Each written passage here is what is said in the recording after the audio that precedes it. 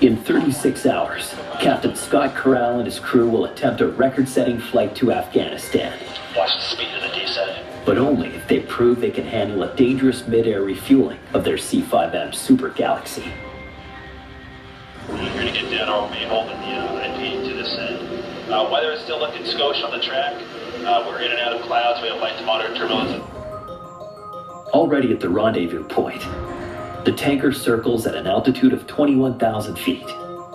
Corral will bring his C-5 onto the planned rendezvous track, 1,000 feet below the tanker. When he's within a mile, he'll start a slow climb while gradually reducing speed. The final 50 feet are the most crucial. Once hooked up, fuel will flow to the C-5's 12 fuel tanks built into the wings.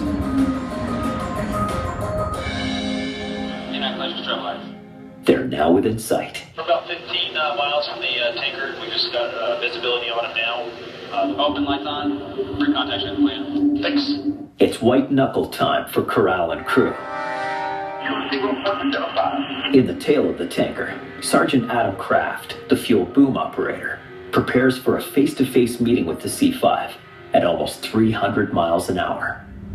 Every time we're scheduled for C-5, it's always kind of remarkable. We do a lot of big airplanes. This one is, by a large margin, a lot bigger than all the rest of them. As the two giant planes come closer together, the swirling winds around them reach hurricane force. It's a phenomenon Corral and Turner need to compensate for, literally on the fly. What it can do is cause our nose to come down, so we may need some up trim in there, and it's causing the tanker aircraft's tail to rise, so they're going to have to trim as well. Making slight adjustments in the cockpit will allow both pilots to maintain altitude without aggressively pulling back on the stick. But it takes a deft touch. If you're coming in too fast, that force can be too great, and they may not be able to trim at a fast enough rate. It can create a dangerous situation. You could easily turn into a bad situation if we're not all paying attention. 100 feet in chance, I got the big pilot. Scott hands the controls to Ian, ready to jump back in at the first sign of trouble. Nice and stable, nice and slow. Right now, so full high. You feel movement? Yep, I feel movement. Very nice. Yeah, nice and stable, staying in there, feeling around up and down. The nice thing about the EM is the power. You need it, it's there. How's that feel? It's a lot easier than I thought. That's a good thing to say rather than opposite. Good. 50 feet from the tanker, Scott takes back the controls, and the hardest part begins. Moving the final 30 feet to the fuel boom. Right here, it looks pretty good to me. This is a pretty good picture. Corral uses visual references, sound cues, and surgical precision on the controls.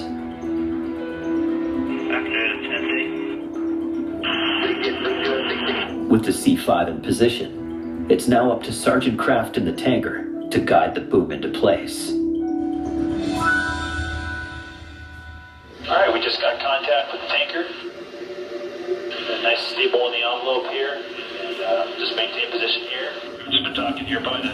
Behind Corral, the flight engineers go to work, opening the taps and distributing the fuel. We're constantly monitoring the system, so as the fuel comes on, we make sure it comes on in the correct sequence.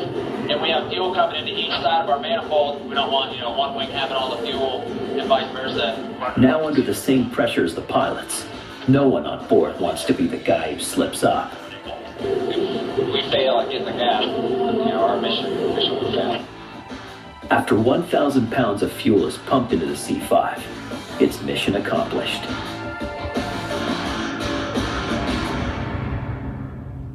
On the disconnect now, back out from the tanker.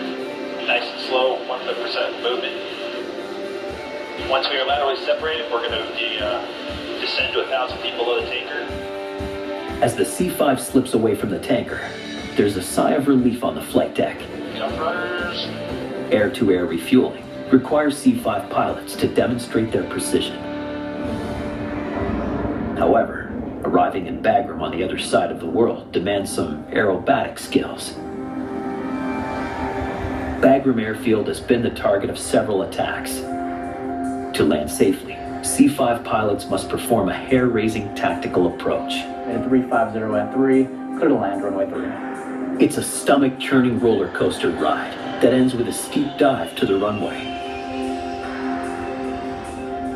Captain Austin Horn has just put his C-5 through one. Plane is the size of a 747, but this thing can maneuver and bank up like anything else. And it's hard to imagine, but it really does do a great job getting into tight areas, getting in here swiftly and safely. The resupply mission runs 24/7, giving pilots barely enough time to stretch their legs. The C-5s are on the ground at Bagram no more than 4 hours. Just minutes after landing, this C-5 is peeled open, revealing its cargo, 2 helicopters, including a 25,000-pound Chinook, vital for moving troops and supplies into the heat of battle. This aircraft is one of the few aircraft that can carry the outsized cargo, so if it's big enough to be traveled by air, this is the only thing that's going to take it. 1, 2, 3! In less than 30 minutes, the Chinook is off the C-5 and good to go. Start pushing! And 30 minutes after that, this C-5 will be heading back to the U.S. Good morning, everyone.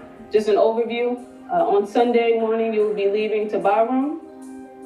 Back in Dover, Corral and his crew get an intelligence briefing on enemy activity around Bagram. U.S. blames Afghani network for multiple attacks in Kabul.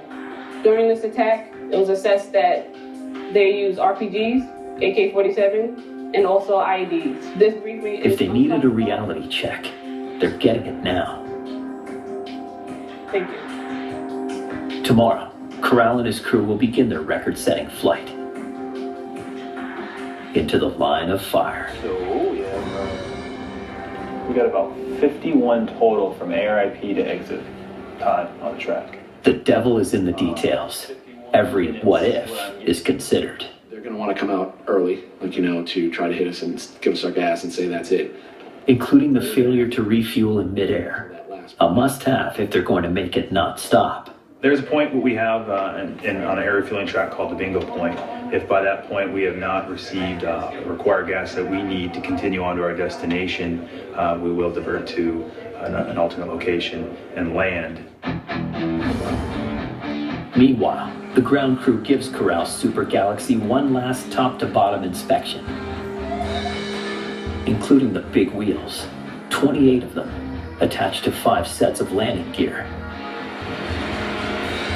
We had to make a few adjustments earlier to make sure it rotates enough so it doesn't hit anything as it goes up, damage anything. Yeah, good to go now.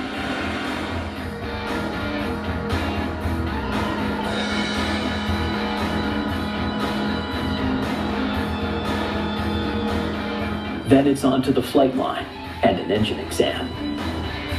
We're pulling out magnetic chip detectors to make sure we don't have particles from the engine that could possibly damage the engine.